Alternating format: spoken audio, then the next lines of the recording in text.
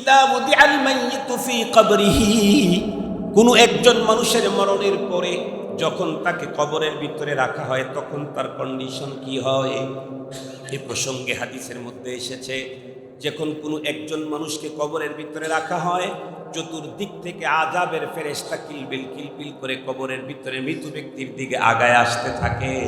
কিন্তু যেই লোকের মস্তিষ্কে থাকে কোরআন, ওই লোকের কোনো পেরেশানি নাই। পয়গম্বরে খোদা বর্ণনা করেন, কোরআনুল কারীম মৃত ব্যক্তির মাথার দিকে তখন দাঁড়িয়ে যায়। চতুর্দিক থেকে আযাবের ফেরেশতা আসতে থাকলে কোরআনে পাক তাদেরকে জিজ্ঞাসা করে কি চাই, তখন তারা উত্তর করবে বুঝাবার জন্য। বন্ধুরা আমার, শব্দগুলি আমার পক্ষ থেকে মূল কথাটা বুঝাবার জন্য চেষ্টা করছি। তখন ফেরেশতারা ডেকে বলে এই লোকের ঝামেলা আছে, আমরা এজন্য এসেছি। কোরআন তখন বলে যত ঝামেলা সব আমি দেখব আমার রবের সাথে। তোমরা হলে রব্বুল আলামিনের কর্মচারী, আর আমি হইলাম রব্বুল আলামিনের কালাম। আল্লাহর পয়গম্বর বলেন তাবাররাক বিল কুরআন ফাইন্নাহু কালামুল্লাহি ওয়া খারাজা আনহু। পৃথিবীর মানুষ কত কিছু দিয়েই তো তোমরা বরকত নাও। রহমতে আলম সাল্লাল্লাহু আলাইহি ওয়াসাল্লাম বর্ণনা করেন, আমি নবী তোমাদেরকে বলছি বরকত যদি নিতে হয় কোরআনুল কারীমের মাধ্যমে বরকত নাও, কারণ কোরআন আল্লাহর কালাম, আল্লাহর জবান থেকে বেরিয়ে এসেছে। তাবাররাক বিল কুরআন, কোরআন কালামুল্লাহ, কোরআন কালামুল্লাহ। কোরআন তখন বলবে তুমি যে রবের কর্মচারী ফেরেশতা, আমি সেই রবের কালাম। এই লোকের ব্যাপারে যা ডিসকাস করতে হয় আমি রবের আদালতে আমি করব, এখান থেকে তোমরা চলে যাও। কোরআনুল কারীম কোরআনওয়ালাকে বলবে। অন্য হাদিসের ভিতরে বর্ণনা আছে আস-সাওম ওয়াল কোরআন, কোরআন রোজা, এই দুইটাই পরপারে আল্লাহ পাকের কাছে সুপারিশ করবে, তাদের সুপারিশ গ্রহণ করা হবে। রোজা বলবে ইয়া আল্লাহ, এই লোকটাকে দিনের বেলায় পানাহার থেকে আমি দূরে রেখেছি, সুতরাং তার ব্যাপারে আমার সুপারিশটা আপনি কবুল করেন। কোরআন বলবে ইয়া আল্লাহ মানাতুন নাওম, রাত্রের বেলায় ও ঘুমাইতে আমি তাকে বাধার সৃষ্টি করেছি, রাত্রি জেগে জেগে কোরআনে পাকের তিলাওয়াত করেছে লম্বা টাইম, আজকে সে ঘুমাবে, আমি তার পাহারাদারি করব। কোরআন দেখে বলবে দোস্ত তুমি ঘুমিয়ে যাও, কোনো টেনশন নাই, দুনিয়াতে রাত জেগে জেগে আমার তিলাওয়াত করেছো, এখন তুমি ঘুমাবে আর আমি তোমাকে পাহারা দেওয়ার পালা। মুসলমান ভাইরা রে আমার, তাহলে কোরআন শরীফের এক রকমের পড়া হলো ভুল। ইন্নাল হামদালিল্লাহ নাহমাদুহু ওয়া নাস্তাঈনুহু ওয়া নাস্তাগফিরুহু ওয়া নু'মিনু বিহি ওয়া নাতাওয়াক্কালু আলাইহি ওয়া নাউযু বিল্লাহি মিন শুরুরি আনফুসিনা ওয়া মিন সাইয়্যাতি আ'মালিনা। من يهده الله فلا مضل له ومن يضلله فلا هادي له، ونشهد أن لا إله إلا الله وحده لا شريك له، ونشهد أن سيدنا وسندنا وحبيبنا وشفيعنا وطبيبنا وطبيب قلوبنا وأولانا ومولانا محمدا عبده ورسوله الذي أرسله بالحق إلى الخلق بشيرا ونذيرا وداعيا إلى الله بإذنه وسراجا منيرا. أما بعد فأعوذ بالله من الشيطان الرجيم. بسم الله الرحمن الرحيم. إن الذين يتلون كتاب الله وأقاموا الصلاة وأنفقوا مما رزقناهم سرا وعلانية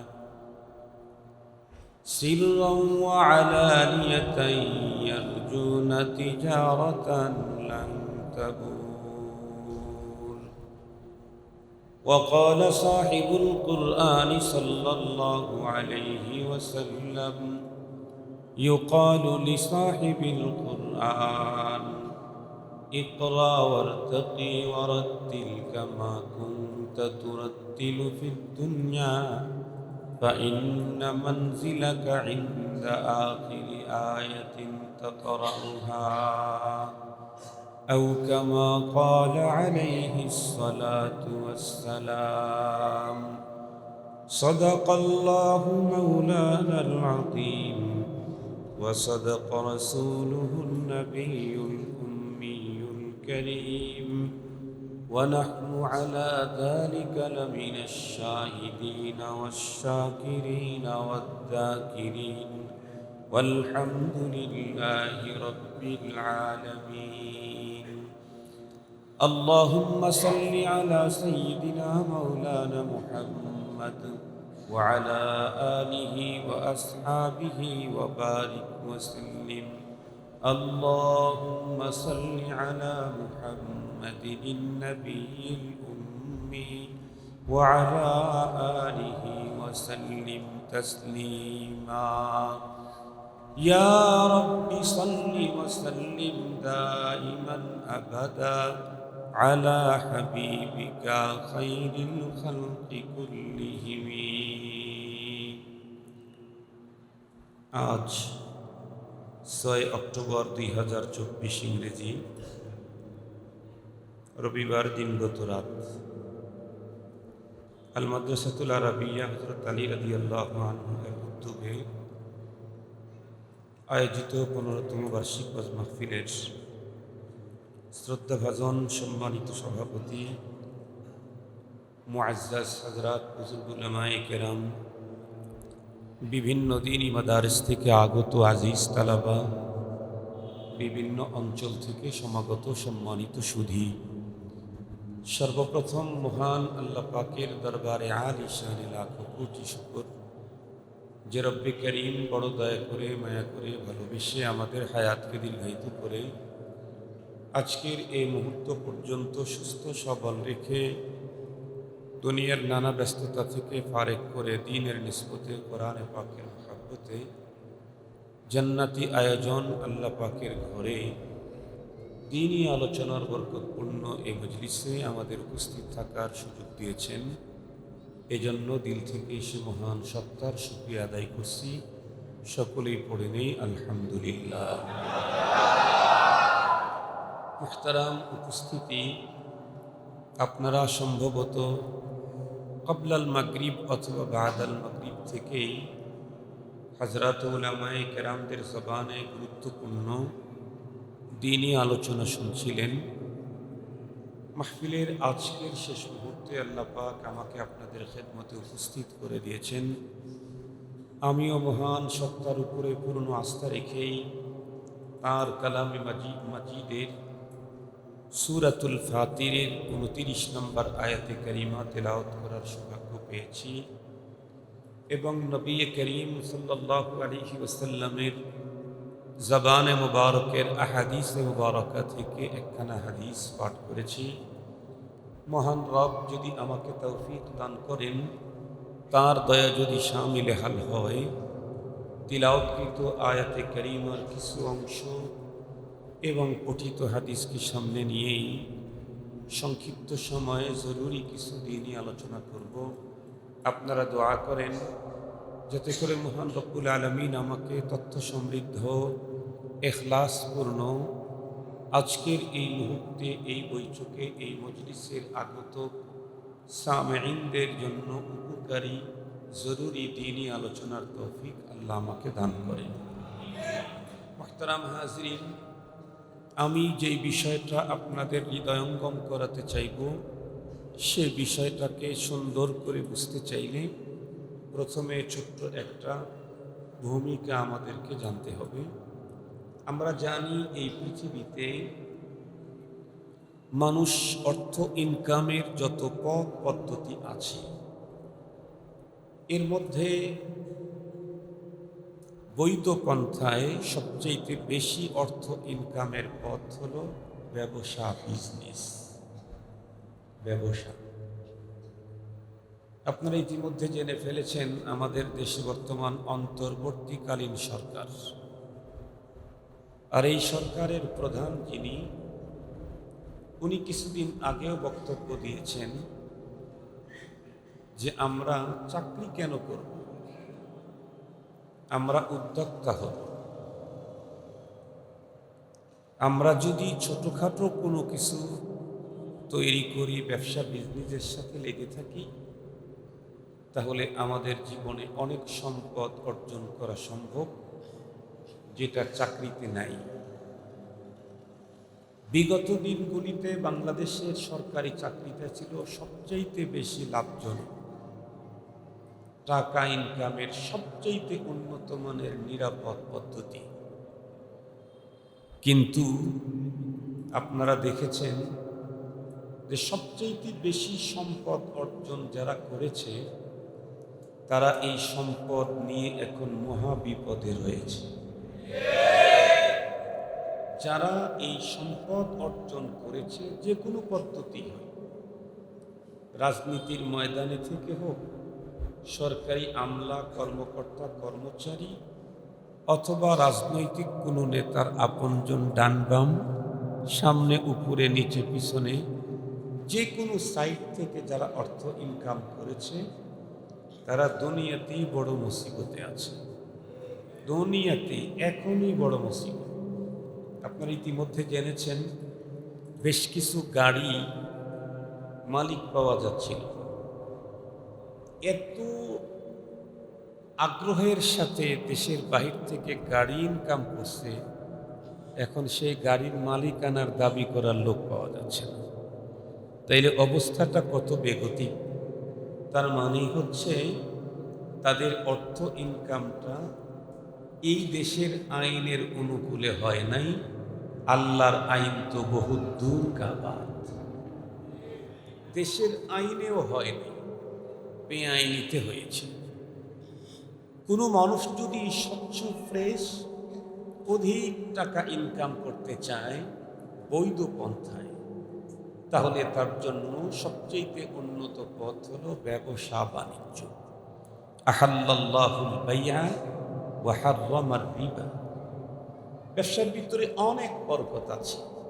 রাসূল করিম সাল্লাল্লাহু আলাইহি ওয়াসাল্লাম বরকতের জন্য দোয়া করে গেছেন। ব্যবসার ব্যাপারে অনেক লম্বা কথা আছে। আমাদের ইসলামিক আইনের যত বই কিতাব পড়ানো হয়, ওর মধ্যে ব্যবসা বাণিজ্যের অধ্যায় অনেক বড়। মুফতিয়ানে কেরাম ওই ব্যাপারে অভিজ্ঞ। মুহতারাম হাজিরিন, খুব ভালো করে বুঝবেন, এই পৃথিবীর কোনো ব্যবসা লাভ কম, কোনো ব্যবসায় লাভ বেশি। যেই ব্যবসাতে ঝুঁকি বেশি, সেই ব্যবসাতে লাভ বেশি। ঝুঁকিও বেশি, লাভও বেশি। এরপরেও পৃথিবীতে এমন কোনো ব্যবসা কেউ দেখাইতে পারবেন না, এই জগতে জাগতিক কোনো ব্যবসা, যেই ব্যবসাতে শুধুই লাভ হয়, কোনো লস হয় না। এই জাতীয় ব্যবসা পৃথিবীতে নেই। অনেক ব্যবসা আছে 1 টাকায় 10 টাকা লাভ হয়, এরকম ব্যবসা আছে। আমি বৈধ অবৈধর কথা বলি নেই। অনেক ব্যবসা আছে 1 টাকায় 10 টাকা লাভ হয়। সেটা কিসের ব্যবসা? বাবার ব্যবসা। বাবার ব্যবসা বোঝেন নাকি? বুঝে ফেলছে। ট্যাবলেটের ব্যবসা, ট্যাবলেট, বোতলের ব্যবসা, বোতল। এই ব্যবসা যারা করে 1 টাকায় 10 টাকা লাভ হয়। শুনেছি, আমরা তো এই ব্যবসা কোনোদিন করি নাই, শুনেছি যে 1 টাকারটা 10 টাকা 11 টাকায় বিক্রি হয়। এটা অনেক লাভ। কিন্তু এই ব্যবসাতে লস আছে না নাই? মাঝে মাঝে 200 পিস ধরা পড়ে, মাঝে মাঝে 2000 পিস ধরা পড়ে, মাঝে মাঝে 2 লাখ পিস ধরা পড়ে। ধরা যখন পড়ছে, বিগত 6 মাস ব্যবসা করে যা উপার্জন করেছিল, একবার ধরা খেলে সবগুলি তো যায়। নিজেকে লম্বা টাইম শ্বশুর বাড়ি সময় দিতে হয়। ঠিক বললাম না বেঠিক? নিজেকে লম্বা টাইম শ্বশুর বাড়ি সময় দিতে হয়। মুহতারাম হাজিরিন, তাহলে পৃথিবীর ব্যবসা আছে, গোল্ডের হোক আর ডায়মন্ডের হোক, বৈধ হোক আর অবৈধ হোক, সব ব্যবসাতে লাভ আছে তো লস আছে। আমি যে আয়াতে কারিমা তেলাওয়াত করেছি, এই আয়াতে কারিমাতে রব্বুল আলামিন তিনটা ব্যবসার কথা উল্লেখ করে বলেছেন যে এই তিন ব্যবসার সাথে যেই মানুষগুলি নিজেকে ইনভলভ করবে, এই তিনটা ব্যবসা যারা করবে, কেবলমাত্র তারাই একথার আশা করতে পারে যে তাদের এই ব্যবসাতে কখনো মন্দাও আসবে না। লস তো বহুত দূর কা বাত, লস তো অনেক দূরের কথা। এই ব্যবসাতে মন্দাই আসে না, ব্যবসাতে মন্দাই আসবে না। সেই তিনটা ব্যবসার তিনটার উপরে হয়তো আমি আজকে আলোচনা করতে পারবো না। আমার আজকের আলোচনা একটা নিয়ে হবে ইনশাআল্লাহ। মূল টার্গেট হলো একটা। যদি সময় পাই তাহলে এক কথায় 2 মিনিটে বলে দিয়ে যাব, যাতে আমরা তিনু ব্যবসার সাথে আগামী দিন হাত্তাল মউত লেগে থাকতে পারি। আল্লাহ আমাদেরকে তৌফিক দান করুন। যে তিনটা ব্যবসা এমন, যেই ব্যবসার সাথে জড়িত ব্যক্তিদের কোনোদিন ব্যবসাতে মন্দাও আসবে না, লস তো হবেই না। সেই তিন ব্যবসার প্রথম ব্যবসা হলো, আল্লাহ তাআলা বলেন, ইন্নাল্লাযীনা ইয়াতলুনা কিতাবাল্লাহ, 1 নম্বর ব্যবসা। 2 নম্বর ব্যবসা, ওয়া আকামুস সালাহ। 3 নম্বর ব্যবসা, ওয়া আনফাকু মিম্মা রাযাকনাহুম সিররান ওয়া আলানিয়া। এই তিন ব্যবসায়ীদের অবস্থা কি? ইয়ারজুনা তিজারাতান লান তাবুর। আল্লাহ তাআলা বলেন, এই তিন ব্যবসার সাথে যারা জড়িত থাকবে তাদের কোনোদিন ব্যবসায় মন্দা আসবে না, লস হবে না। মুহতারাম হাজিরিন, তিনটা ব্যবসা এমনই এক ব্যবসা, যেই ব্যবসার সাথে আমি নিজে ইনভলভ হতে দুনিয়ার কোনো কাজ নষ্ট হয়ে যাবে, চাকরিতে বিঘ্ন ঘটবে না, কৃষিকাজে সমস্যা হবে না, ব্যবসাতে দুনিয়ার অন্য কোনো ব্যবসাতেও আমার ঝামেলা হবে না, রাজনীতিতেও আমার কোনো সমস্যা হবে না। আমি যে কোনো নীতিতে চলি, যে কোনো ব্যবসাতে সাথে ইনভলভ হই, যে কোনো কাজের সাথে লেগে থাকি, সব কাজ ঠিক রেখে এই তিনটা ব্যবসা করা যাবে। আর সবচেয়ে মজার কথা হলো, পৃথিবীর এমন কোনো ব্যবসা নেই যেই ব্যবসাটা খুব বেশি লাভবান, এলাকাতে খুব বেশি চলে, তাই বলে যদি এলাকার সব মানুষ ওই ব্যবসা শুরু করে তখন কি চলবে না? তাহলে বিক্রেতাই থাকবে, ক্রেতা কথা বলেন না কেন, ক্রেতা পাওয়া যাবে না। আপনাদের সবচেয়ে কাছের বাজারের নাম কি? কালীগঞ্জ। কালীগঞ্জ বাজার বড় বাজার, অনেক বড় বাজার। ধরেন এইখানে খুব মোবাইল ফোন চলে, খুব লাভ হয়। তো আপনার ফ্যামিলির সদস্য 12 জন, 12টা দোকান দিল। আপনারা চাচাতো ভাই আরো 12 জন, তাদের প্রত্যেক ফ্যামিলিতে 12 জন, তারাও দিল। আপনার পুরা গ্রামের সব লোক একটা একটা করে দোকান দিল, পরবর্তী গ্রামের লোকেরাও দোকান দিল। মোট কথা যতটুকু এরিয়ার মানুষ কালীগঞ্জ বাজারে আছে সবাই একটা করে মোবাইলের দোকান দিল। এখন কি পরিমাণে লাভ হবে? কথা বলেন না কেন? সবার ব্যবসায় বাতি জ্বলবে, সবার ব্যবসায় বাতি জ্বলবে। কেন? কাঠটা কে কেনে? সত্য বিক্রেতা, ক্রেতা কেউ নেই। কিন্তু রব্বুল আলামিন যে তিনটা ব্যবসার কথা বলেছেন, এই ব্যবসা একটা ফ্যামিলির 12 জনই করতে পারবে, এবং 6 জন করলে যেই পরিমাণে লাভ হবে, 12 জন করলে তার চাইতে কয়েক গুণে বেশি লাভ। সুবহানাল্লাহ, তো আসতে হয়ে গেল। এই জাতীয় ব্যবসা তো পৃথিবীতে কেউ দিতে পারবে না, তামাম ওয়ার্ল্ডের কোথাও হবে না। এই জাতীয় ব্যবসা কেবলমাত্র ছোট মহাজনের সাথে করা যায় না, মহান মহাজনের সাথে হতে পারে। যিনি মহান মহাজন, তার সাথে ব্যবসা হতে পারে। এই ব্যবসা অন্য কেউ কারোর সাথে হতে পারে না।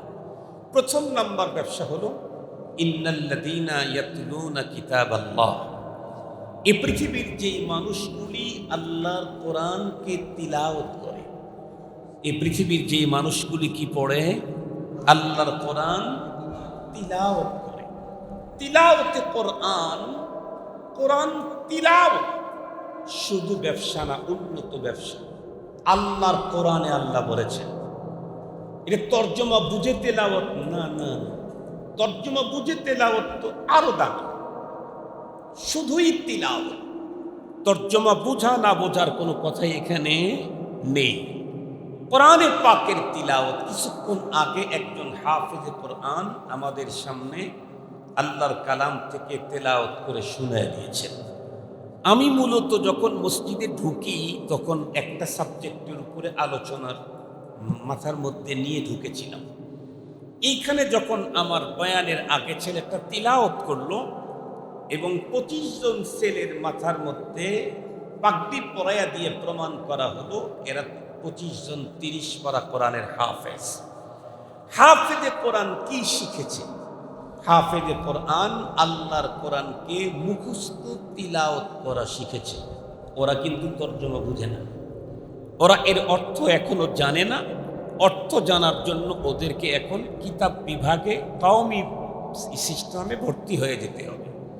কিতাব বিভাগে ভর্তি হয়ে রফতা রফতা রফতা রফতা একটা সময় কোরআনে পাকের তর্জমা বুঝবে, কিছুদিন পরে আবার কোরআনে পাকের ব্যাখ্যা বুঝবে, কিছুদিন পরে ও অন্য মানুষের সামনে কোরআনের তর্জমা ব্যাখ্যা করার যোগ্যতা অর্জন করবে। আল্লাহ ওদের প্রত্যেককে আল্লাহ ওয়ালা আল্লামা হবার তৌফিক দান করুন। মুহতারাম হাজরিন, তো ছেলের তিলাওয়াতের কারণে মূলত আমার আলোচ্য বিষয় চেঞ্জ হয়ে গেছে। এই যে ছেলেটি হাফেজে কোরআন, ও কোরআন শরীফের তর্জমা বুঝে না, ও কোরআন শরীফের তিলাওয়াত করতে পারে মুখস্থ, এটাই হলো ওর অবস্থান। ওর মর্যাদা কি পরিমাণে, কত বেশি, এই কথাগুলি বুঝার আগে কোরআনে পাকের তিলাওয়াত সর্বোত্তম ইবাদত, এই কথা রাসূল করিম সাল্লাল্লাহু আলাইহি ওয়াসাল্লাম আমাদেরকে বলেছেন। আফজালুল ইবাদাতি তিলাওয়াতুল কোরআন। আলহামদুলিল্লাহ বললেন না? যে যত নফল ইবাদত আছে, যত নফল ইবাদত আছে ফরজ এবং ওয়াজিবের পরে যত নফল ইবাদত এই জমিনে আছে, সবচাইতে শ্রেষ্ঠতম ইবাদত হলো কোরআনে পাকের তিলাওয়াত। কোরআনে পাকের তিলাওয়াত সর্বশ্রেষ্ঠ ইবাদত। কেমনে? কারণ আপনারা প্রত্যেকেই জানেন কোরআনে পাকের তিলাওয়াত মানুষ সবচাইতে আল্লাহ পাকের কাছাকাছি হয় কখন? নামাজে মানুষ যখন থাকে তখন। মানুষ যখন নামাজ আদায় করে তখন মানুষ আল্লাহর একদম কাছাকাছি থাকে, একদম। তো কাছাকাছি থেকে রবের সাথে বান্দার কথা হয় কখন? নামাজের ভিতরে সূরায়ে ফাতিহা অথবা কোরআনে পাকের তিলাওয়াত হয় যখন। এটা স্পষ্ট সহিহ হাদিসের বর্ণনা। আমরা আল্লাহু আকবার নামাজ শুরু করি না, এক হাদিসের মধ্যে এসেছে নবী করিম সাল্লাল্লাহু আলাইহি ওয়াসাল্লাম ইরশাদ করেন, কোন মুসলমান নারী পুরুষ যখন আল্লাহু আকবার বলে তাকবীরে তাহরিমা বাঁধেন তখন রব্বুল আলামিন তার নিজের তাওয়াজ্জু ওই বান্দার বান্দির দিকে দিয়ে দেন। আমার দিকে তাওয়াজ্জু দিয়েছেন কে? আসমান জমিনের মালিক, কুল কায়নাতের স্রষ্টা, সে আমার দিকে মনোনিবেশ দিয়েছেন। যতক্ষণ পর্যন্ত আমার দিল নামাজের মধ্যে থাকে ততক্ষণ পর্যন্ত রব্বে কারীমের তাওয়াজ্জু আমার দিকে থাকে। যখন নামাজে দাঁড়িয়ে এদিকে ওদিকে মন যায়, রব কি জানেন না? রব কি বুঝেন না? আল্লাহ তাআলা কোরআন শরীফের ভিতরে জানায় দিয়েছেন, ওয়া ইয়ালামু খাইনাতাল আ'য়ুনি ওয়া মা তুখফিস সুদূর। চোখে চোখে চোখ পিলে কি তুমি বলো, কি কন্ট্রাক্ট করো, চোখের কি খেয়ানত, এটা আমি জানি, আর অন্তরে কি লুকায় রাখছো সেটাও আমি জানি। আল্লাহু আলিমুন বিযাতিস সুদূর, অন্তর্যামী রব। এ কারণে নামাজে দাঁড়িয়ে আমাদের দিল যখন নামাজ থেকে বের হয়ে যায়, রব্বুল আলামিন তখন ডেকে বলেন, এই আমার বান্দা, আমার চাইতে বড় সুন্দর পৃথিবীতে আর কে আছে? আমি তোমার সামনে থাকতে আমাকে রেখে কার দিকে তাকাই না, কোথায় গেল? এরপরে আবার যখন তাওয়াজ্জু নামাজের দিকে নিয়ে আসি, আল্লাহর দিকে, তখন রব্বুল আলামিন আবার আমার দিকে তাওয়াজ্জু দেন। আবার যখন দিলটা নামাজ থেকে বের হয়ে যায়, রব্বুল আলামিন তখন বলেন, এই নাদা, আমার চাইতে বড় দাতা পৃথিবীতে আর কে আছে? আমি তোর পাশে থাকতে আমাকে রেখে কার দিকে তাকাস? তিনবার যখন আমাদের তাওয়াজ্জু নামাজ থেকে দূরে চলে যায়, রব্বে করিম তখন তার তাওয়াজ্জু আমাদের থেকে সরায় নিয়ে যান। খুব ভালো করে বুঝবেন। তাহলে নামাজের মধ্যে বান্দা আল্লাহ বান্দার কাছাকাছি অবস্থান করে আল্লাহ পাকের সাথে বান্দার কথা হয়। সে কথা যে হয় এটা কখন? কথা বলেন, কোরআনে পাকের তিলাওয়াত হয় যখন, তখন। এটা একেবারে সহিহ হাদিসের বর্ণনায় আছে। আমরা তাকবীরে তাহরিমা বেদে কি পড়ি? আলহামদুলিল্লাহি রাব্বিল আলামিন। রব্বুল আলামিন আমার এই তিলাওয়াত মনোযোগ সহকারে শ্রবণ করে সাথে সাথে উত্তর দেন, হামিদানি আব্দি। আমরা বলেছি ওইটা, রব বলেছেন পরেরটা। এরপরে আমরা পড়ি আর রহমানির রহিম। রব আমার তিলাওয়াত, আপনার তিলাওয়াত শুনেন, উত্তর দেন, আসনা আলাইয়া আবদি। এরপরে আমরা পড়ি ইয়া মালিক ইয়াউমিদ্দিন। রব্বুল আলামিন গুরুত্বের সাথে আমার তেলাওয়াত শোনেন, উত্তর দেন, মাজ্জাদানি আবদি। এরপরে আমরা পড়ি ইয়াকা না'বুদু ওয়া ইয়াকা নাস্তাঈন। রব্বুল আলামিন তখন বলেন, হাদা মা বাইনি ওয়া বাইনা আবদি ওয়া লিআবদি মা সাআল। এই যে প্রথম অংশ সূরাতুল ফাতিহার গুলো তো আমরা পড়ি, পরের কথাগুলি কার? আল্লাহ। তাহলে বান্দা আল্লাহর সাথে কথা হয় কখন? কোরআনে পাকের তিলাওয়াত হয় যখন। আপনারা বলেন তো দেখি, আমরা যদি গ্রাম্য কারো সাথে কথা বলি তখন যে কোনো ভাষায় বলি, কিন্তু একজন ভদ্র শিক্ষিত বড় কোনো অফিসার, বড় ব্যক্তি যখন আসে, তখন গ্রামের অশিক্ষিত লোকটাও ভালো ভাষায় কথা বলার চেষ্টা করে। কথা বলেন। তাহলে আমরা যখন আল্লাহর কোরআন তিলাওয়াত করব, তখন আমাদের তিলাওয়াতটাও বিশেষ কোয়ালিটির হতে হবে কিনা? বিশেষ কোয়ালিটির হতে হবে। তিলাওয়াতে কোরআন সবচেয়ে শ্রেষ্ঠতম ইবাদত। তবে যেমন তেমন পড়লে হবে না, যেমন তেমন পড়লে হবে না। আল্লাহ পাক কোরআন শরীফের ভিতরে অপশন দিয়ে দিয়েছেন। আল্লাহ তাআলা বলেন, ওয়ারাত্তিলিল কুরআনা তারতিলা। তুমি কোরআনকে তিলাওয়াত করবে কেমনে? রব বলেন, তারতিলের সাথে তিলাওয়াত করতে হবে। তারতিল কাকে বলে? তারতিল বলা হয় শুদ্ধ উচ্চারণ, স্পষ্ট উচ্চারণ। কথা বলেন, কি উচ্চারণ? শুদ্ধ এবং স্পষ্ট উচ্চারণকে বলা হয় তারতিল। রব আমাদেরকে অর্ডার করেছেন, কোরআন পড়ো, তবে সে পড়াটা হতে হবে তারতিলের সাথে। এবং হাদিসে পাকের মধ্যে যেটা আসছে যে আল্লাহ তাআলা পরপারে কোরআন ওয়ালাকে ডেকে বলবেন, ইউকালু লিসাহিবিল কুরআন ইকরা ওয়ারতাকি ওয়ারাত্তিল কামা কুনতা তুরাত্তিলু ফিদ দুনিয়া ফাইন্না মানজিলাকা ইনদা আখিরি আয়াতিন তাকরাউহা। কিয়ামতের দিন রব্বে করিম কোরআন ওয়ালাকে বলবে, ইকরা ওয়ারতাকি, এই কোরআন ওয়ালা তুমি পড়ো আর জান্নাতের বিল্ডিং এর উপরের দিকে চড়ো। সুবহানাল্লাহু বিহামদিহিল আযীম। তুমি পড়ো আর জান্নাতের উপরের দিকে চড়ো। আপনাদেরকে খুব সহজ একটা কথা বলি, রব্বুল আলামিন তো পরপারে জান্নাতে যেই সমস্ত বস্তুগুলি আমাদের জন্য সাজায় রাখছেন, মা লা আইনুন রাআত, পৃথিবীর কোনো চোখ কোনো দিন দেখে নাই, এই অপশনগুলি জান্নাতে দেওয়া আছে।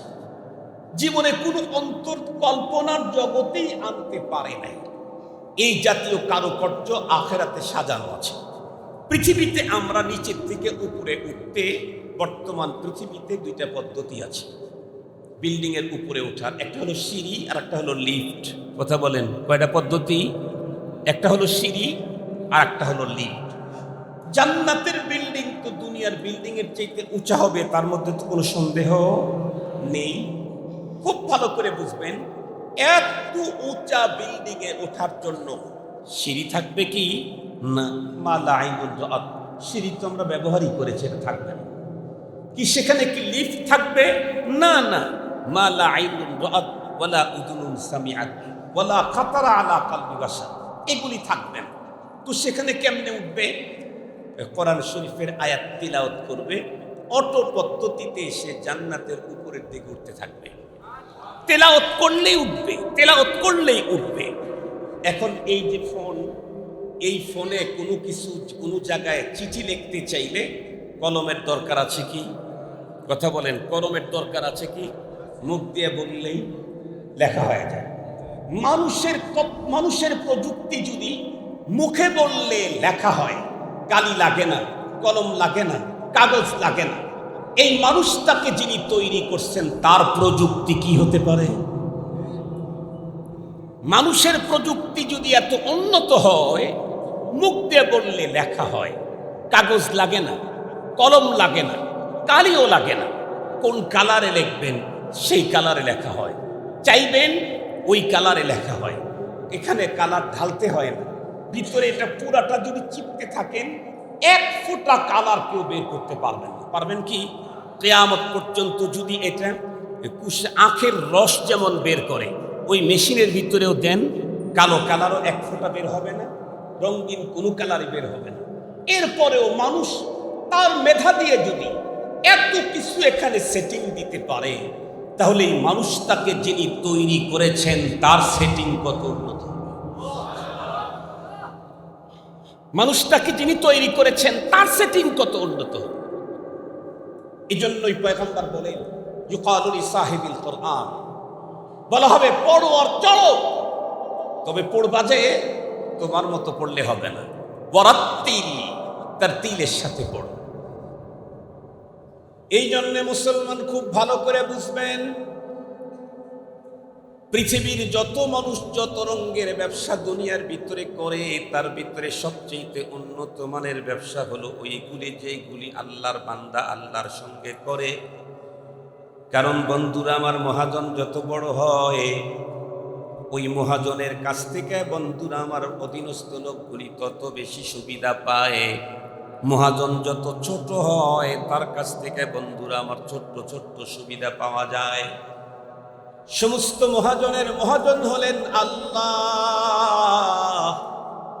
এই রব্বুল আলামিনের সঙ্গে যদি পৃথিবীর কোনো মুসলমান নারী আর পুরুষ যদি ব্যবসার সম্পর্ক করতে পারে, তাহলে এর চাইতে উন্নত আর পৃথিবীর কোনো ব্যবসায়ী হবে না।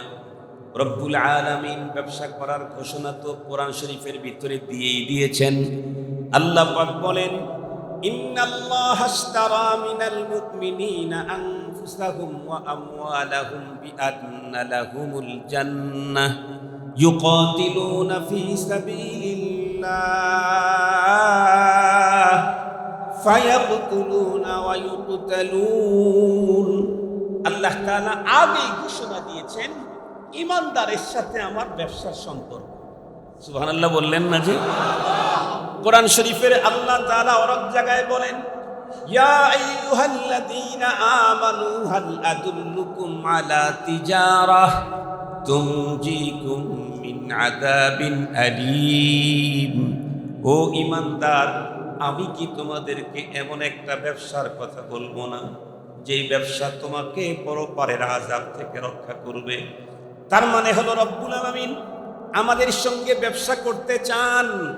কোরআনে হাকিমের ভিতরে এমনই তিনটা ব্যবসার কথা আজকের আয়াতে আল্লাহ পাক রব্বুল আলামিন বর্ণনা করেছেন, যেটা তেলাওয়াতের সৌভাগ্য পেয়েছি। তার ভিতরে একটা হলো কোরআনে পাকের তিলাওয়াত আনা আল-লাইলি ওয়ান নাহার, রাত্রে হোক দিনে হোক, দাঁড়ায় হোক আর পথ চলতে হোক, শুয়ে শুয়ে হোক, যে কোনো অবস্থাতে হোক, কোরআন শরীফ খুলে হোক আর মুখস্থ থেকে হোক, হালতে ওযুতে হোক আর ওযু ছাড়াই হোক, মুখস্থ কোরআন পড়তে তো ওযুর দরকার নাই। আল্লাহর কোরআন যদি কেউ হাত দিয়ে ধরে পড়তে চায় তাহলে তার জন্য ওযু লাগে। বন্ধুরা আমার, মুখস্থ কোরআন পড়তে ওযুর প্রয়োজন নাই। পথ চলতেছে, আল্লাহর কোরআন তেলাওয়াত করতেছে, বাজারের ভিতরে বসে আছে, ব্যবসার ভিতরে কাস্টমার নাই, আল্লাহর কোরআন তেলাওয়াত করতেছে, অথবা কাস্টমারের মাল কাটতেছে, হাত দিয়ে কাজ করে, জবান দিয়ে আল্লাহর কোরআনের তিলাওয়াত করে, তাহলে একই সঙ্গে তার দুনিয়ার ব্যবসাও চলে, আখিরাতের ব্যবসাও চলে, কাস্টমারের সঙ্গে ব্যবসাও চলে, মহাজনের সঙ্গেও ব্যবসা চলে। কাস্টমারের সাথেও ব্যবসা চলে, মহাজনের সাথেও ব্যবসা চলে। মেয়েরা রান্না করতেছে, কোরআনে পাকের তিলাওয়াত করে, ঘরের কাজও চলে, পরপারের কাজও চলে। সুবহানাল্লাহ বলেন। খুব ভালো করে বুঝবেন, আল্লাহর কোরআনে আল্লাহ পাক বলেন তিনটা ব্যবসা এমন, এই ব্যবসা জীবনে কোনোদিন মন্দা আসে না। তার ভিতরে এক নম্বরের ব্যবসা হলো তিলাওয়াতে কোরআন। এই কোরআনুল কারীমের তিলাওয়াত হতে হবে বন্ধুরা, আবার মাসিহাত, শুদ্ধতার সাথে হতে হবে। তামাম পৃথিবীতে যত মানুষ আল্লাহর কোরআন পড়ে তাদের কোরআন পড়া চার প্রকারের হয়। কারো কোরআন পড়া অশুদ্ধ হয়, কারো কোরআন পড়া শুদ্ধ হয়, কারো কোরআন পড়া বিশুদ্ধ হয়, কারো কোরআন পড়া শুদ্ধ আর বিশুদ্ধ মিলে হয়। চার প্রকারের তেলাওয়াতকারীর অবস্থান কি? আল্লাহর পয়গম্বরের হাদিস থেকেই বলছি قال رسول الله صلى الله عليه وسلم رب قارئ يقرأ القرآن والقرآن يلعنه। পৃথিবীর অনেক কোরআনের পাঠক কেমন আছে যারা আল্লাহর কোরআন তেলাওয়াত করে সওয়াবের আশায়, কোরআন পড়ো করে কবরের জগতে তাকে পাহারা দিবে সেই আশায়, কোরআন আল্লাহর আদালতে তার পক্ষে সুপারিশ করবে সেই আশায়। কিন্তু বহু মানুষের কোরআন তেলাওয়াত এমনও হয়, তেলাওয়াত করার সঙ্গে সঙ্গেই কোরআন উল্টা পাঠকের উপরে অভিশাপ করতে থাকে। কোরআন যদি অভিশাপ করে, মার অভিশাপ যদি এত জটিল হয়, বাবার অভিশাপ যদি এত জটিল হয়, গ্রামের মুরব্বীর অভিশাপ যদি এত জটিল হয়, কোরআনের ওস্তাদের অভিশাপ যদি এত জটিল হয়, খোদ কোরআন যদি কারো উপরে অভিশাপ ছাড়ে তাহলে তার অবস্থা কি হবে? কোরআনের টিচার যিনি, তার অভিশাপ যদি এত ভয়ঙ্কর হয়, নরমাল টিচার তার অভিশাপটাও যদি ভয়ঙ্কর হয়, তাহলে কোরআনের টিচারের অভিশাপ কত ভয়ঙ্কর। কোরআনের টিচারের অভিশাপ যদি ভয়ঙ্কর হয়, খোদ কোরআন যদি কারো উপরে অভিশাপ ছাড়ে করে তাহলে তার কন্ডিশন কি হবে? এখন জানতে হবে কোন কোরআনের পাঠকের উপরে কোরআন অভিশাপ করে।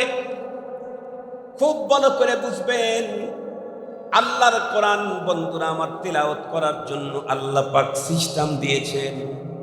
আরবি অক্ষরগুলি নির্ধারিত উচ্চারণের জায়গা থেকে উচ্চারণ করা ফরজ লিখেছে। মাখরাজ থেকে আরবি অক্ষর উচ্চারণ করা ফরজ।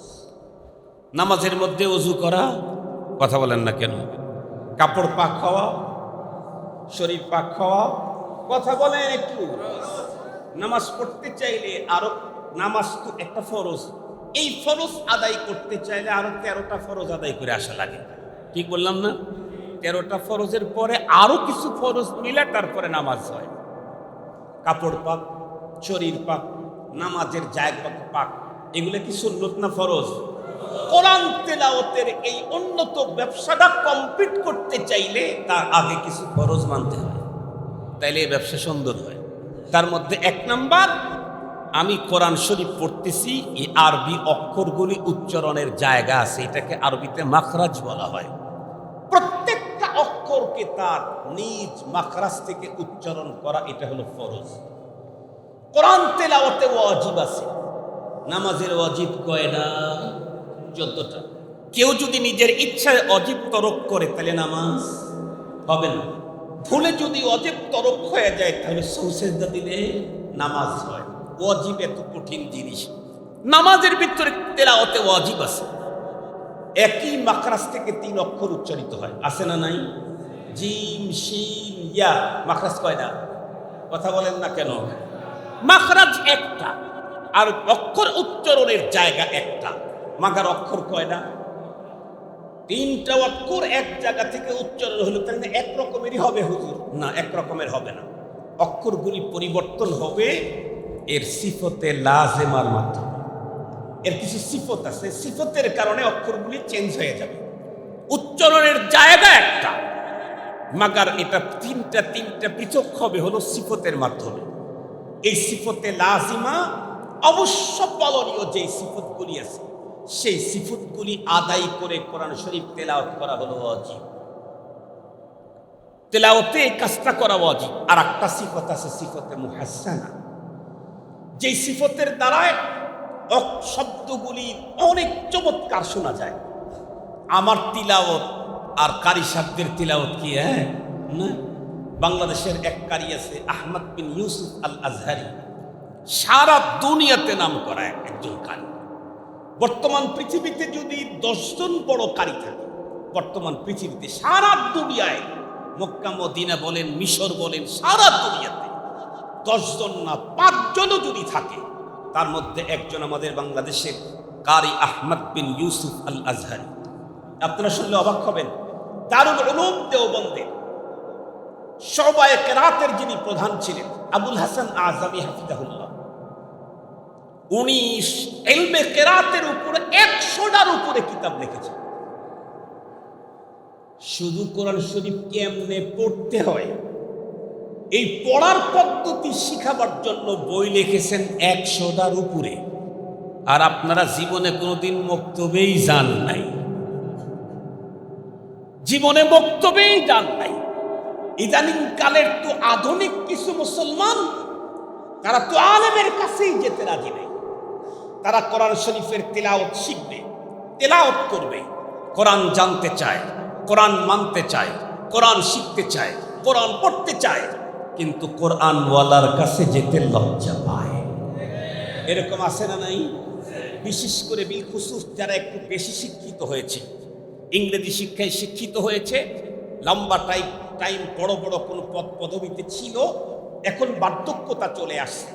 আল্লাহ শুকুর, ভালো একটা স্বভাব তাদের, যে একদিন পরবর্তীতে হলেও কোরআনের প্রতি আকর্ষণ তৈরি হয়েছে। এটা অত্যন্ত ভালো দিক।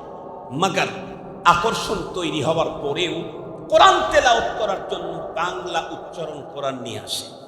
আমি আল্লাহর ঘরে বসে থেকে চ্যালেঞ্জ করলাম, বাংলাতে উচ্চারণ কোরআন যারা পড়বে তাদের কোরআন পড়া সহি হতে পারে না, পারে না, পারে না, পারে না, পারে না। আপনাদেরকে একেবারে সহজ কথা বলি, যেমন আরবিতে 2টা হা আছে, একটা ছোট হা আর একটা বড় হা।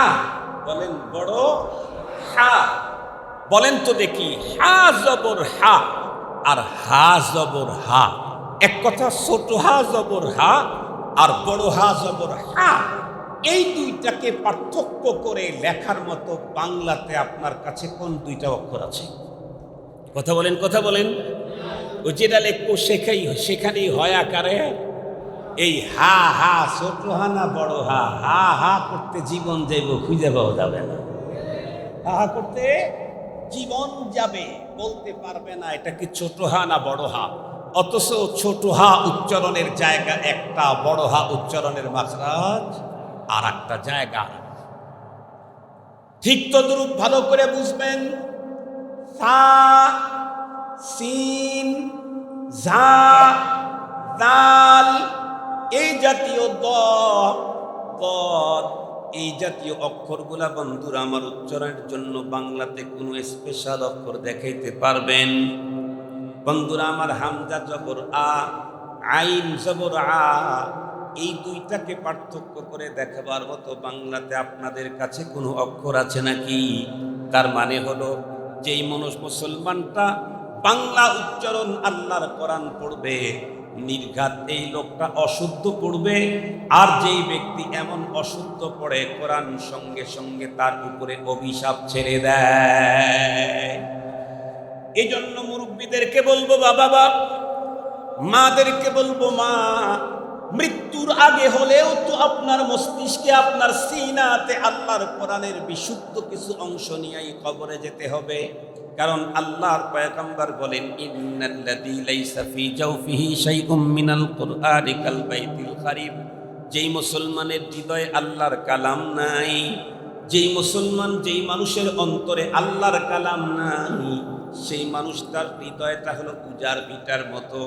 উজার ভিটায় যেমন গাছগাছটা হয় না, আগাছা হয়, সেখানে যেমন মানুষের মঙ্গল করো কিছু পাওয়া যায় না, অমঙ্গল জীবন নাশের সাপ এই জাতীয় গজায়।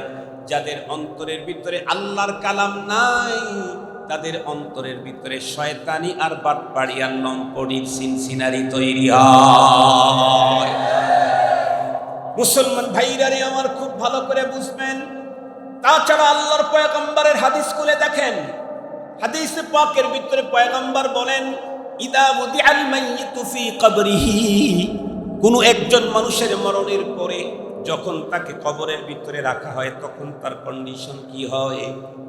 এই প্রসঙ্গে হাদিসের মধ্যে এসেছে, যখন কোনো একজন মানুষকে কবরের ভিতরে রাখা হয়, চতুর্দিক থেকে আযাবের ফেরেশতা কিলবিল কিলবিল করে কবরের ভিতরে মৃত ব্যক্তির দিকে আগায় আসতে থাকে।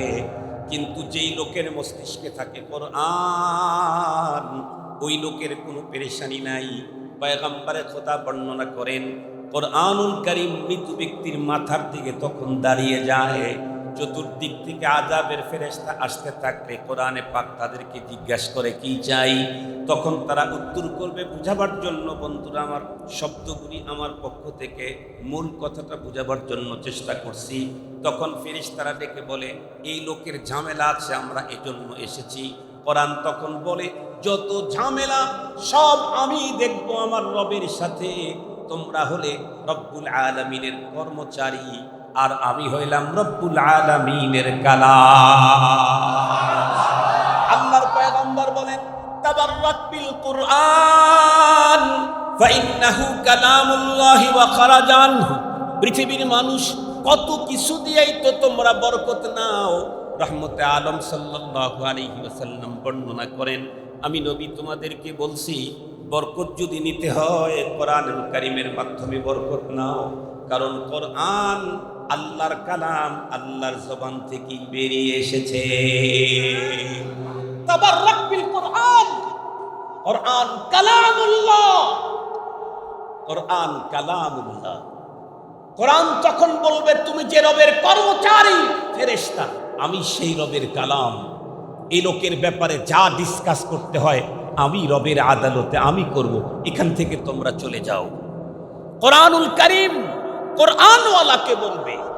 অন্য হাদিসের ভিতরে বর্ণনা আছে, আস-সাওম ওয়াল কোরআন, কোরআন রোজা, এই দুইটাই পরপারে আল্লাহ পাকের কাছে সুপারিশ করবে, তাদের সুপারিশ গ্রহণ করা হবে। রোজা বলবে, ইয়া আল্লাহ, এই লোকটাকে দিনের বেলায় পানাহার থেকে আমি দূরে রেখেছি, সুতরাং তার ব্যাপারে আমার সুপারিশটা আপনি কবুল করেন। কোরআন বলবে, ইয়া আল্লাহ, মানাতুন নাওম, রাত্রের বেলায় ও ঘুমাইতে আমি তাকে বাধার সৃষ্টি করেছি, রাত্রি জেগে জেগে কোরআনে পাকের তিলাওয়াত করেছে লম্বা টাইম, আজকে সে ঘুমাবে, আমি তার পাহারাদারি করব। কোরআন দেখে বলবে, দোস্ত তুমি ঘুমিয়ে যাও, কোনো টেনশন নাই, দুনিয়াতে রাত জেগে জেগে আমার তিলাওয়াত করেছো, এখন তুমি ঘুমাবে আর আমি তোমাকে পাহারা দেওয়ার পাবো। মুসলমান ভাইরা রে আমার, তাহলে কোরআন শরীফের এক রকমের পড়া হলো ভুল। ভুলটা যদি অস্বাভাবিক ভুল হয়, কিছু ভুল আছে বন্ধুরা আমার, মার্জনীয় কিছু ভুল আছে, অমার্জনীয়। গলত দুই প্রকার, লাহান দুই প্রকার, লাহানে জালিয়ার লাহানে খফি। এক প্রকারের ভুল, যেই রকমের ভুল পড়লে কোরআন শরীফ নামাজের ভিতরে নামাজটাই ভেঙ্গে যায়। আর এক প্রকারের ভুল, এটাও ভুল, তবে তার নামাজ ভাঙ্গে না। এক কথা হলো, কোরআন শরীফ ভুল পড়লে বন্ধুরা আমার কোরআন পাঠকের উপরে লানত করে। দ্বিতীয় নাম্বারের তেলাওয়াত হলো বিশুদ্ধ তেলাওয়াত। আল্লাহর পয়গম্বর বলেন, কোন একজন মুসলমান নারী আর পুরুষ যদি আল্লাহর কোরআন শুদ্ধ তেলাওয়াত করে, তাহলে প্রত্যেকটি অক্ষরে বুঝুক আর না বুঝুক কমপক্ষে 10টি করে নেকি তারা আমল নামায় দেওয়া হয়। আল্লাহর পয়গম্বর আরো বলেন, কোন ব্যক্তি যদি আল্লাহর কোরআনকে বিশুদ্ধ তেলাওয়াত করে, তার মানে মাখরাজ থেকে অক্ষরগুলি উচ্চারণ করেছে, সিফতে লাজেমাও আদায় করেছে, সিফতে মুহাসসানাও আদায় করে অনেক সুন্দর সুদরিত কণ্ঠে বড় বিশুদ্ধতার সঙ্গে যারা আল্লাহর কোরআন তেলাওয়াত করে, বন্ধুরা আমার, তাদের ব্যাপারে পয়গম্বর বলেন প্রত্যেকটা অক্ষরে তাদেরকে 70টা করে নেকি দান করা হয়। আর যদি কোনো মুসলমান কোনো তেলাওয়াতকারী এমন হয় কিছু শব্দগুলি শুদ্ধ তেলাওয়াত করে আর কিছু শব্দ বিশুদ্ধ তেলাওয়াত করে, মিলে ঝুলে যদি তেলাওয়াত করে, পয়গম্বর বলেন আল্লাহ পাক তার বান্দাকে জিতাবার জন্য প্রত্যেকটা অক্ষরে 40টা করে নেকি আল্লাহ পাক দান করে দেয়। মুহতারাম হাজিরিন, কোরআনে পাকের তিলাওয়াত রবের সাথে কথা বলার যোগ্যতা, রবের সাথে সম্পর্ক করার এই সুন্দর সিস্টেম, প্রতিটা অক্ষরে নেকি আসতেছে, হয় 10, না হয় 40, না হয় 70।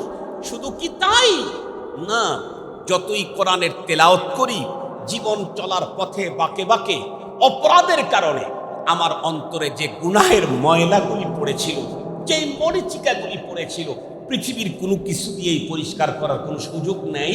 অথচ এই মরিচিকা দিয়ে আল্লাহর জান্নাতে ঢোকারও কোনো কায়দা নেই। সেই মরিচিকা পরিষ্কার হয় কোরআনে পাকের তিলাওয়াতের দ্বারা। সেই অন্তরের গুনাহের মরিচিকা নিট এন্ড ক্লিন হয়ে যায় কোরআনে পাকের তিলাওয়াতের দ্বারা।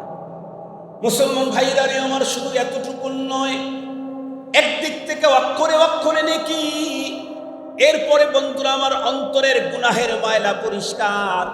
3 নম্বরে কোরআনে পাকের তিলাওয়াত যত বাড়তে থাকে, রব্বুল আলামিনের সঙ্গে বান্দার তত প্রেমের সম্পর্ক, মহব্বতের সম্পর্ক বাড়তে থাকে। বান্দা যখনই কোরআন তেলাওয়াত করে, এই বান্দা আল্লাহ পাকের কত প্রিয় হয়। যখন শুদ্ধ তেলাওয়াত করে, পৃথিবীর যেই জায়গায় কোরআনে পাকের শুদ্ধ তেলাওয়াত হয়, আসমান থেকে রহমতের ফেরেশতা বন্ধুরা আমার ওই জায়গায় আগমন ঘটতে থাকে।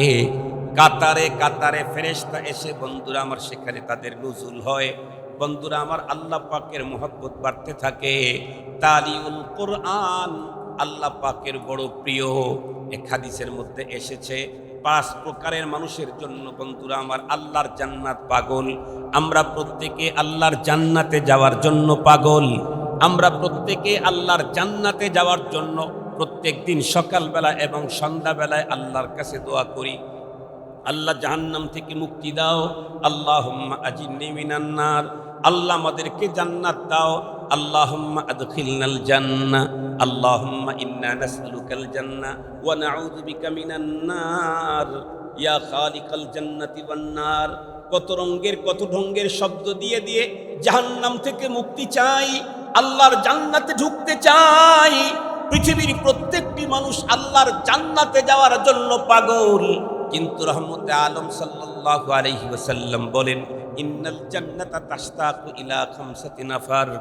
5 শ্রেণীর মানুষের জন্য খোদ আল্লাহ পাকের জান্নাত নিজেই পাগল।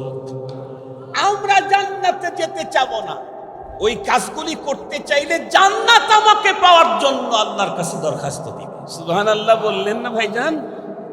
আমরা জান্নাতের দরখাস্ত দিচ্ছি, কিছু কাজ এমন আছে যেই কাজ যদি করতে পারি খুব জান্নাত আল্লাহর কাছে দরখাস্ত দিবে যে আল্লাহ ওই বান্দাটারে আমার ভিতরে দাও।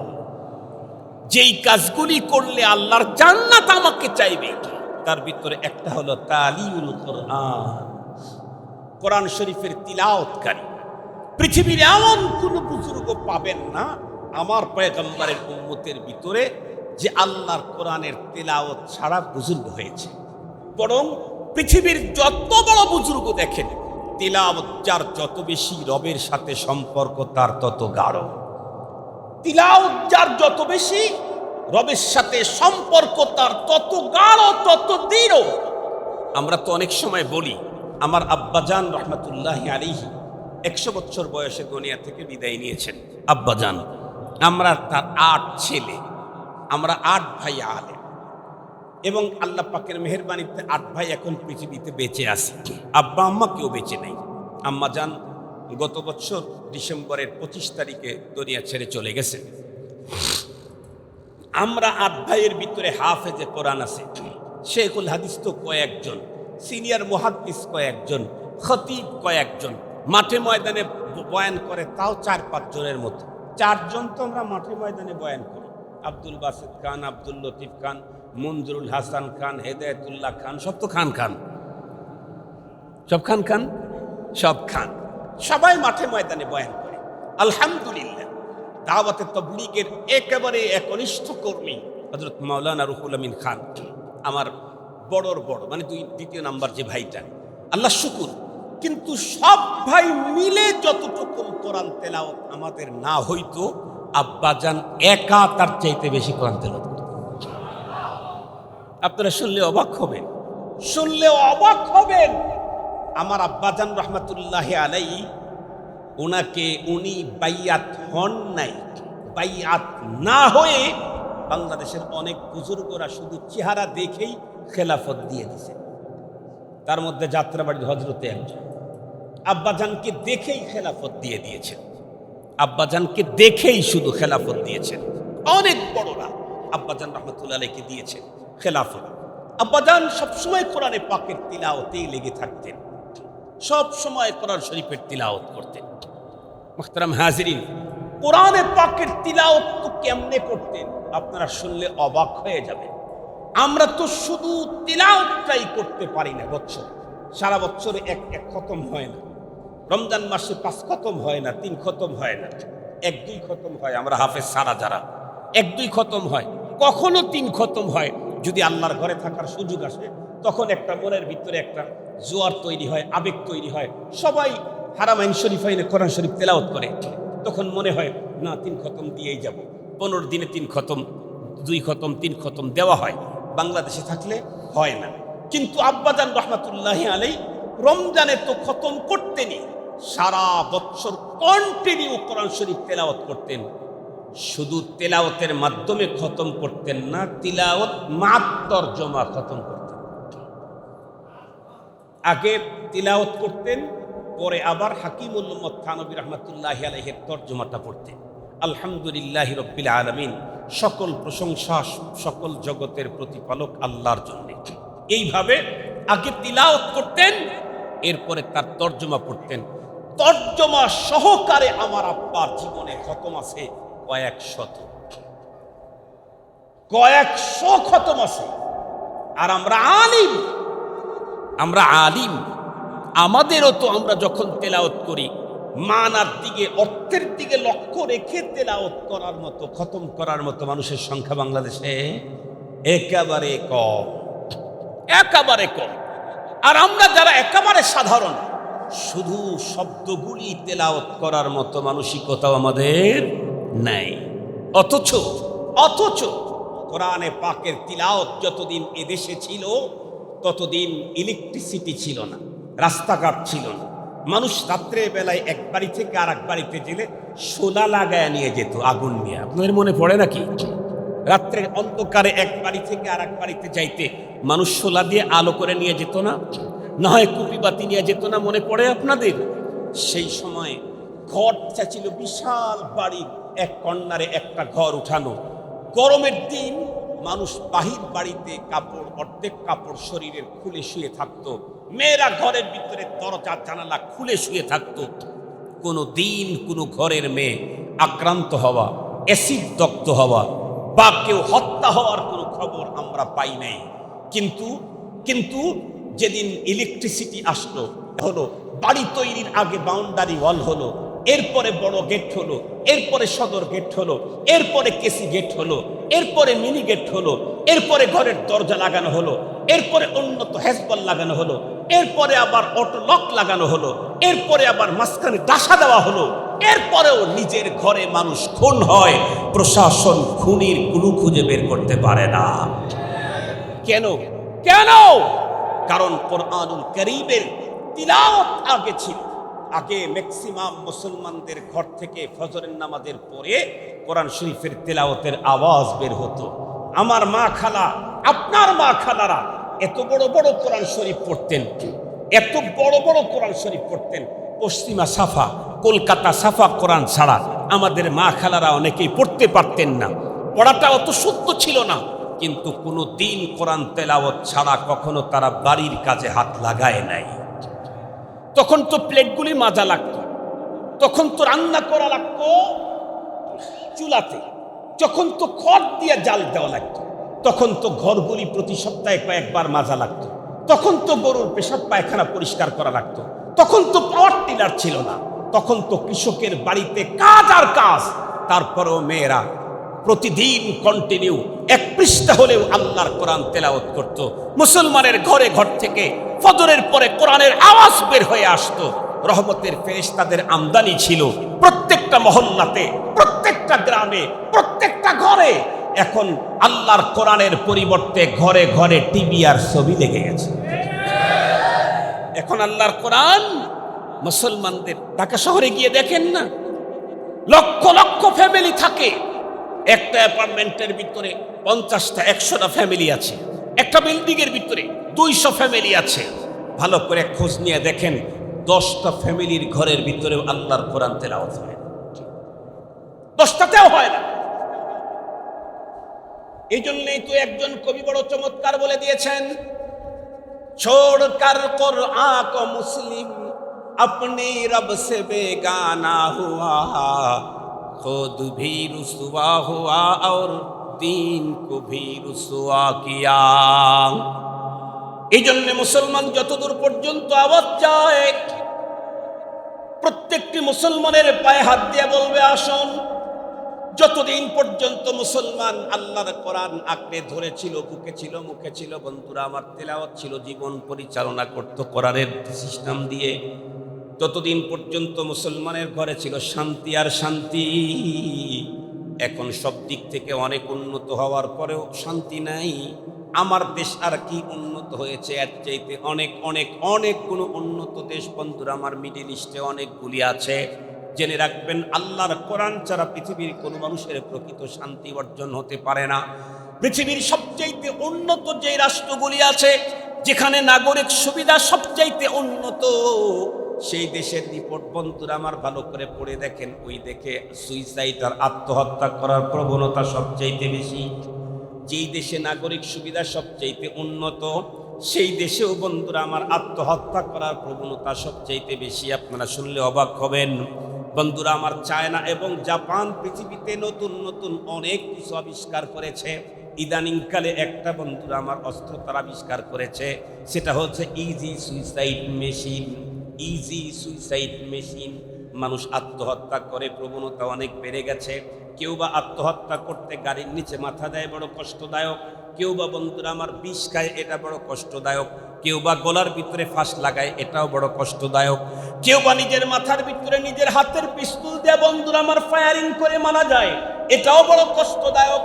এই জন্য ওরা গবেষণা করে বের করলো, এখন মানুষ আত্মহত্যার প্রবণতা বাড়ছে, তাই একটা মেশিন তৈরি করা দরকার। যেটি কি ইজি সুইসাইড মেশিন। আসানির সাথে আত্মহত্যা করা যায় এমন মেশিনও তারা আবিষ্কার করলো। পৃথিবীর সবচেয়ে উন্নত নাগরিক সুবিধা যেখানে, সেইখানকার মানুষ তো মরতে যাওয়ার কথা না, কেন নিজের পিস্তল নিজের মাথায় ঠেকায় তারা আত্মহত্যা করতে চায়? কারণ হলো আল্লাহর কোরআনকে ছেড়ে দিয়ে দুনিয়ার যত উন্নত ডিজাইনার সিস্টেম আবিষ্কার করো না কেন, অন্তরের প্রশান্তি জিন্দেগিতেও কোনোদিন মিলবে না, কোনোদিন মিলতেই পারে না, মিলবে না, মিলতে পারে না। মুসলমানের তো হবেই না। মুসলমানের তো যে কালিমা পড়েছে, যে ইসলাম এনেছে, সে কোরআন মানবে না, আবার শান্তি পাবে, এটা হইতেই পারে না। বাংলাদেশে 2 রকমের মেশিন পাওয়া যায়, চায়না মেশিন আর জাপানি মেশিন। জাপানি মেশিনে চায়না পার্টস লাগাইলে, কথা বলেন না কেন, জাপানি হুন্ডাতে চায়না পার্টস লাগাইলে, কথা বলেন, ভালো চলে না মন্দ চলে? মন্দ চলে। ইন্ডিয়ান মেশিনে জাপানি পার্টস লাগাইলেও চলে না। জাপানি গাড়িতে জাপানি পার্টস লাগে, ইন্ডিয়ান গাড়িতে ইন্ডিয়ান পার্টস লাগে। মুসলিম শান্তি পেতে চাইলে ইসলাম লাগে, অন্য কারো সভ্যতা দিয়ে হয় না। মুমিন শান্তিতে থাকবে, ঈমান লাগবে। মুসলিম শান্তিতে থাকবে, ইসলাম লাগবে।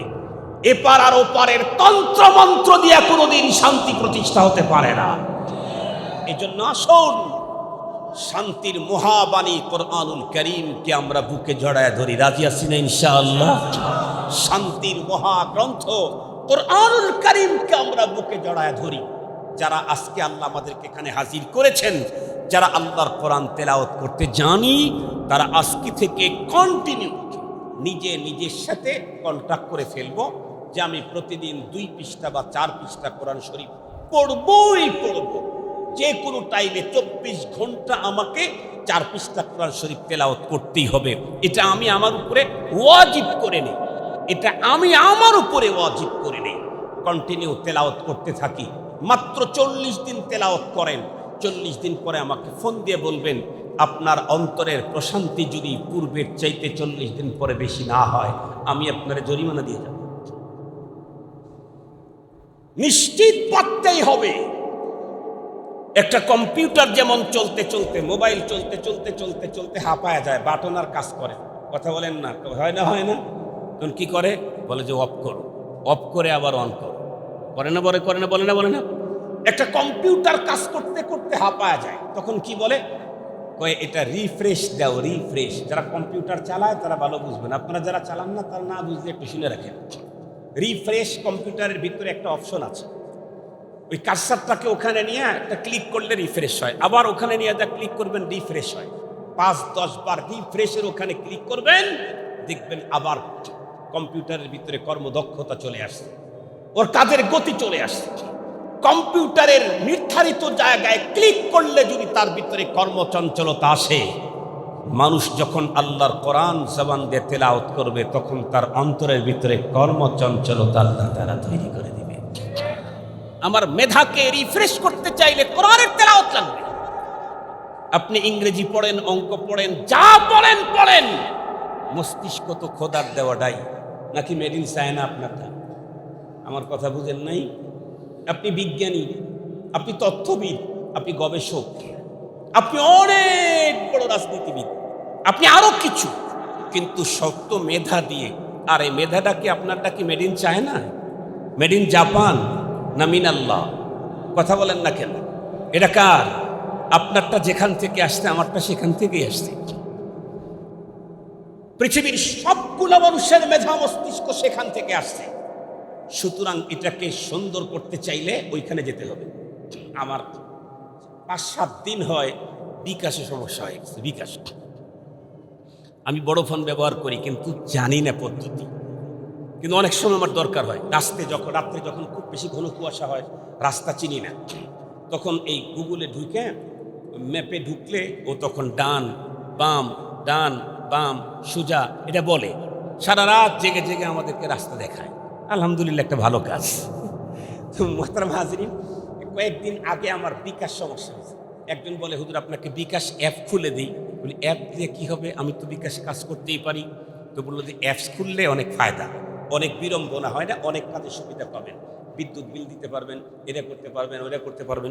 তাই নাকি? বলে হ্যাঁ। কিন্তু খুব ভালো, বিদ্যুৎ বিল দেওয়ার জন্য আবার একজনকে 50 টাকা দিয়ে পাঠান লাগে। আমি এখানে গাড়ির ভিতরে বসে যদি দিয়ে দিলাম, তাহলে বেগমেরও কোনো ঝামেলা হলো না। বেগম হয়ে গেল, বেগম মানে পেরেশানি ছাড়া হয়ে গেল, আর আমিও পেরেশানি ছাড়া হয়ে গেলাম। তো ঠিক আছে, সে অ্যাপস খুলতে দিয়া আমাকে বলছে যে হুজুর আপনার পিনকোডটা দেন। তো আমি পিনকোড টিপতে গিয়ে ভুল হয়ে গেছে। আমি তখন মাথার মধ্যে ছিল অন্য একটা পেরেশানি, 2 বার ভুল দিয়েছি আর লক হয়ে গেছে।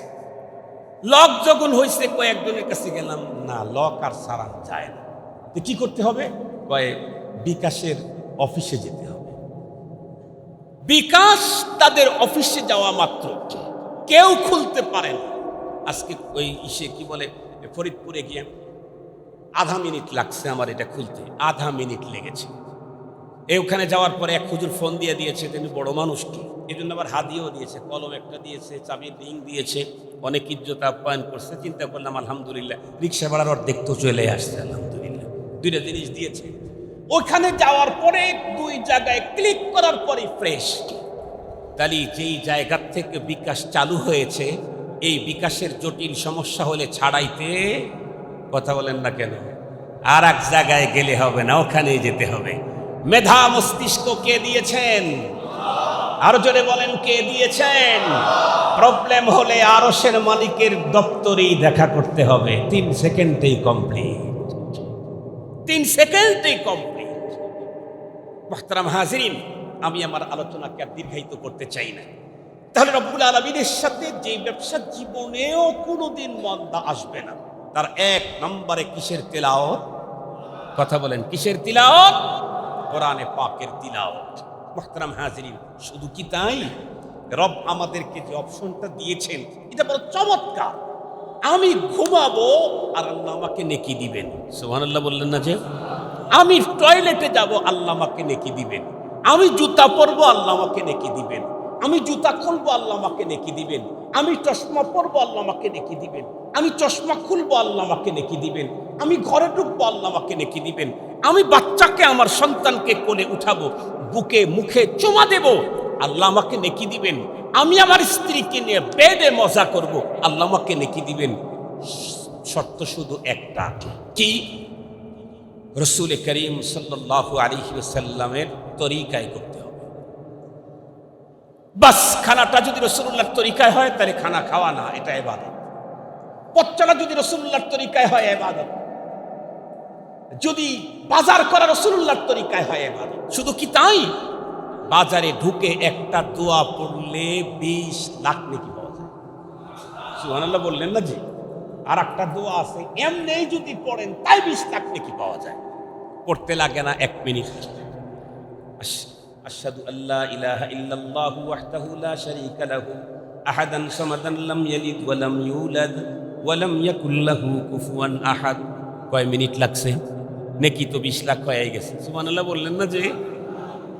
এই সবগুলি আমি আমার টোটাল লাইফটাকে 24 ঘন্টার প্রত্যেকটি মুহূর্তে ব্যবসা করব, লাভ হবে, নেকি হবে। এগুলি করতে চাইলে আমাকে লাগবে রাসূল করিম সাল্লাল্লাহু আলাইহি ওয়াসাল্লামের তরিকা। আলহামদুলিল্লাহ সুম্মা আলহামদুলিল্লাহ, আমাদের বাংলাদেশে আমাদের প্রত্যেকটা কাজ নবীজির তরিকায় করার জন্য বুজুর্গানে দ্বীন আমাদের বড়রা বড় মেহনত করে সাধারণ শিক্ষিত মানুষদের জন্য সুন্নতের অনেক কিতাব লিখেছেন। আমাদের মুফতি মনসুর হক সাহেব হুজুর, আমার উস্তাদ মুহতারাম, ওনার একটা কিতাব আছে কিতাবুস সুন্নাহ। হযরত মাওলানা মাহমুদুল হাসান সাহেব হুজুরের একটা কিতাব আছে তুহফায়ে সুন্নাহ। সম্ভবত আমার পীর ও মুর্শিদ ওনার একটা কিতাব আছে। এই কিতাবটা আমার গাড়িতে এখনো আছে। আমি এই কিতাব সারা বছর গাড়িতে নিয়ে এনে ঘুরি। এই জন্য আমার পীর সাহেব আমাকে বলেন এটা সুন্নতের ফেরিওয়ালা। আমি খুব খুশি। হুজুর, আপনি যেটা বলেন এটা যদি আল্লাহ আখেরাতে বলতেন যে এটা সুন্নতের ফেরিওয়ালা, তাহলে আমার আর কিছু লাগতো না। ফেরিওয়ালা যদি গাড়িতে ওঠে ভাড়া লাগে নাকি? এ ভাই কথা বলেন না কেন? ফেরিওয়ালা যদি গাড়িতে ওঠে ভাড়া লাগে, ট্রেনে ওঠে ভাড়া লাগে, টিটি এসে কখনো তারে ধরে? কথা বলেন, কথা বলেন। টিটি তার জরিমানা করে কেন? ফেরিওয়ালা সব মাপ। আমারে যদি পরপারে রব বলে তুই তো সুন্নতের ফেরিওয়ালা, তাহলে আমার কোনো চেকই নাই, আমার কোনো চেকই হবে। রব যদি বলেন তুই সুন্নতের ফেরিওয়ালা, তো আমি সুন্নতের ফেরি করার জন্য কিতাবটা আমার গাড়িতে আছে। একটা মোটা একটা কিতাব আপনার টোটাল লাইফের জন্য যথেষ্ট। একেবারে জন্ম থেকে মৃত্যু পর্যন্ত সুন্নত ইসলামী জীবনের জন্য তালিমুস সুন্নাহ কিতাব। ঢাকায় গেলে আপনারা কিনে নিয়ে আসতে পারবেন। আমার গাড়িতে 2 রকমের আছে, একটা চিকন নেশাবে তালিমুস সুন্নাহ, আর একটা হলো মোটা তালিমুস সুন্নাহ। যদি সংগ্রহ করার মতো কেউ থাকেন এটা কিনে নেবেন। বাসায় রান্নাবান্না কোন তরিকায় করলে নাকি, ঘুমাইলে কোন তরিকায় ঘুমাইলে নাকি, কোন তরিকায় গোসল করলে নাকি, কোন তরিকায় ওয়াশরুমে ঢুকলে নাকি, কোন তরিকায় কাপড় পরলে নাকি, কোন তরিকায় কাপড় খুললে নাকি, কোন তরিকায় মসজিদে ঢুকলে নাকি, কোন তরিকায় মাদ্রাসার দর্স দিলে নাকি, সব ওখানে আছে। আল্লাহ পাক আমাদের সকলকে পুরা জীবনটাই আল্লাহর সাথে প্রতিটি মুহূর্তে ব্যবসা করে নেকির পাহাড় নিয়ে পরপারে যাওয়ার তৌফিক দান করুন। আর একটু জোরে বলেন আমিন। তার মধ্যে 1 নম্বরের ব্যবসা কোরআন শরীফের তিলাওয়াত। আমরা শুদ্ধ তেলাওয়াত শিখে নেব তো ইনশাআল্লাহ, শিখে নেব তো ইনশাআল্লাহ। যারা শিখেছি তারা আগামীকাল থেকে তেলাওয়াত শুরু করব। যারা শিখি নাই মৃত্যুর আগে হলেও আল্লাহর কোরআনের শুদ্ধ তেলাওয়াত শিখে কবরে যাব। আল্লাহ আমাদেরকে তৌফিক দান করুন।